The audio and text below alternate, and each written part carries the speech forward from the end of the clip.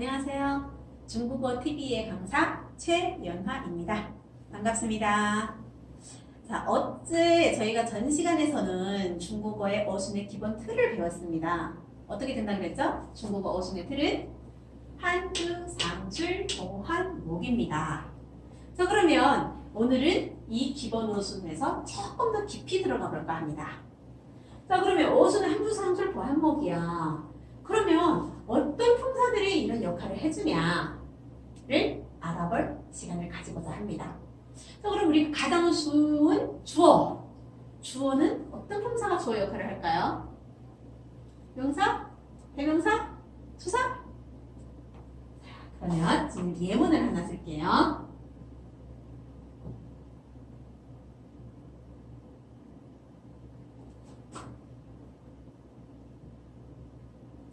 무슨 문장이죠?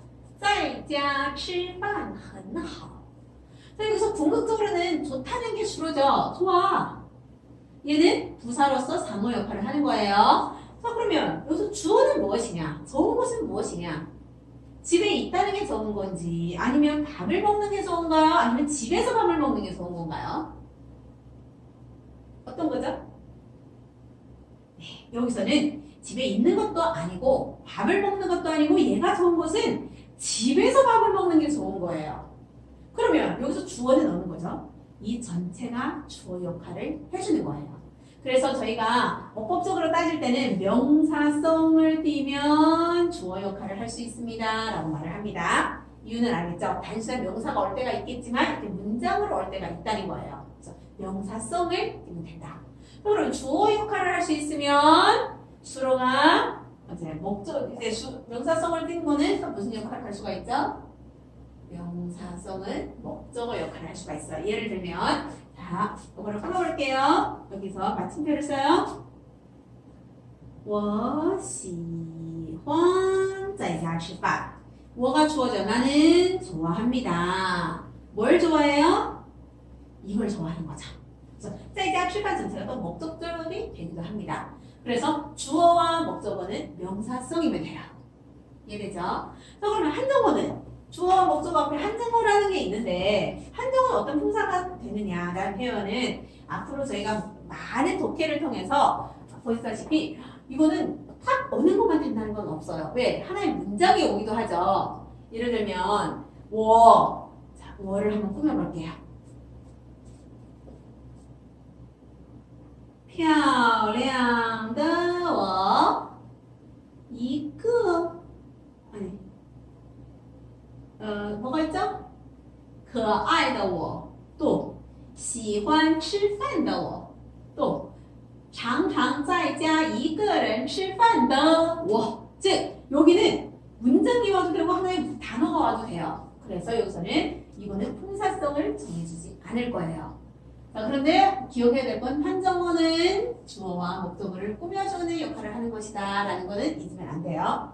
자, 그러면 중요한 거 어느 나라를 가든 수로가 없는 문장이 있다 없다? 없어요. 무조건 수로는 있어야 돼요. 그럼 어떤 품사가 수로 역할을 할까요? 동사, 형용사예요. 자, 그러면 어떤 학생들은 반박을 할 것 같아요. 어떻게? 나 책에서 명사 수로문이라는 걸 배웠는데 예를 들면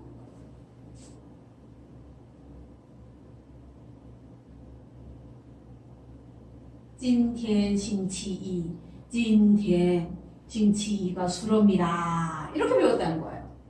맞나요? 이게 수로인가요? 이게 중국에서 연세가 있으신 분들은 今天是星期一라는 표현을 써요. 젊은 세대는 今天星期一라는 거예요.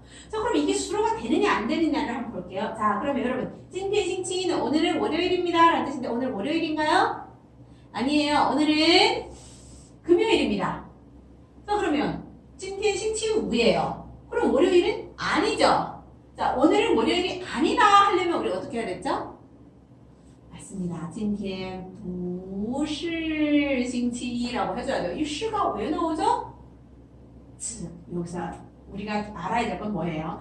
원래의 중국어 표현은 찐텐시 싱치이였는데 생활 속에서 언어가 변화하다 보니까 어떻게 된 거예요? 시가 생략된 거예요. 그래서 언어 중에서 중국어 어순에서는 주어 역할을 해주는 품사는 동사와 형용사밖에 없어요. 이해되죠? 꼭 기억해주세요. 동사 역할, 주어 역할을 하는 거는 오로지 동사와 형용사다. 자, 그러면 상어 역할을 하는 거는 혹시 기억나세요? 우리 전 시간에 살짝 했는데, 자, 저희가 요거를 보고 한번 해볼게요. 자, 먹는 거는 우리가 어떻게 먹어요? 매일 먹죠. 자주 먹어요. 자, 经常 맞죠? 그럼 먹는 거는 자, 여기 면발을 써놨는데 면발을 먹고 싶어지죠? 그럼 먹고 싶다가 뭐죠, 우리? 想 그럼 빵을 먹으면 어디서 먹고 싶어요? 카페에서. 맞아요. 在咖啡厅 자, 그러면 经常은 품사가 뭐죠, 우리? 부사. 想은 뭐뭐 하고 싶다라고 하면 뭐가 되죠? 조동사가 돼요. 在咖啡厅은 뭐가 되죠? 개사구가 되는 거예요. 개사구. 자, 그러면 이런 품사들이 주로 상어 역할을 한다는 거예요. 자, 그럼 여기서 기억할 게 하나 있을 거예요. 내가 기억하기에는 형용사에다가 너를 붙이면 부사가 돼서 동사 앞에서만 써준다라는 게 있었어요. 그게 뭐죠? 자, 예를 들면 하나 더 볼게요. 자, 먹어. 근데 우리 어떻게 먹을 거예요? 저 기분 좋게 먹어야 되죠.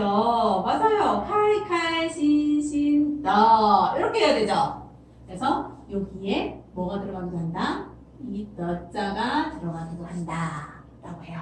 그래서 중국어에서 이 너를 상어의 상징이다 라고 하기도 해요. 즉 이 말은 무슨 말이냐 하면 우리가 문장 배열이라는 문제 유형을 풀 때 땡땡땡은 몰라도 이 너가 붙어 있으면 얘는 뭘로 보면 된다는 거예요. 우선은 상어로 판단해 주는 게 1순위가 된다는 거예요. 꼭 기억해 주세요. 자, 그러면 이 보충 설명은 뭐였죠? 자, 그때 보충 설명은 누구를 보충 설명해 주는 거죠? 보호는? 네, 맞아요. 보호는 주어를 보충 설명해 준다는 뜻이에요. 그러면 이 보호도요, 한 단어가 오기보다는 문장이 올 때가 굉장히 많아요. 단, 보호는 안 된다, 명사는 안 돼요. 꼭 기억해 주세요. 그래서 이 보호는 특정 품사를 외우기보다는 주어를 보충 설명해 주는 것이다라는 것을 꼭 기억해 주세요. 이해되나요? 자, 그러면 여기서 좀 더 한번 해볼게요. 자, 我经常想在咖啡厅开开心的吃. 자, 다 상어 연습을 했어요. 자, 목적어 연습을 한번 해볼게요. 我 하면 생각나는 단어가 있나요? 선생님은 漂亮的我가 제일 먼저 생각나는데 여러분들은 可爱的我善良的我很累的我很困的我다양한 나가 있을 수 있고. 자, 그러면 빵인데 어떤 빵을 먹고 싶어요? 好吃的. 또 파리바게트다. 맞죠? 이렇게. 자, 그러면 몇 개를 먹고 싶어요? 요만한 빵이 있으면 우리 몇 개 먹을까? 5개. 그럼 5개는 어디다 써야 돼요? 여기로 와야 되죠. 왜 먹는데 몇 개를 먹겠냐를 보충 설명을 해줘야 되기 때문에. 이해되시나요? 자, 그럼 여기서 꼭 기억할 건 뭐냐 하면 주어 역할을 할 수 있는 거는 명사성, 목적어 중 명사성, 주로 역할을 하는 거는 동사, 형용사, 상어 역할을 하는 거는 부조개. 부조개가 뭐였죠? 부사, 조동사, 개사구였습니다. 그래서 오늘은 한주 상술보 항목에 이어서 이것도 같이 외워주세요. 이해가 안 된다? 괜찮습니다. 오늘은 그냥 틀만 외워주세요. 다음에 저희가 연습 문제를 통해서 이거를 좀 더 알아보는 시간을 가질 겁니다. 네, 감사합니다.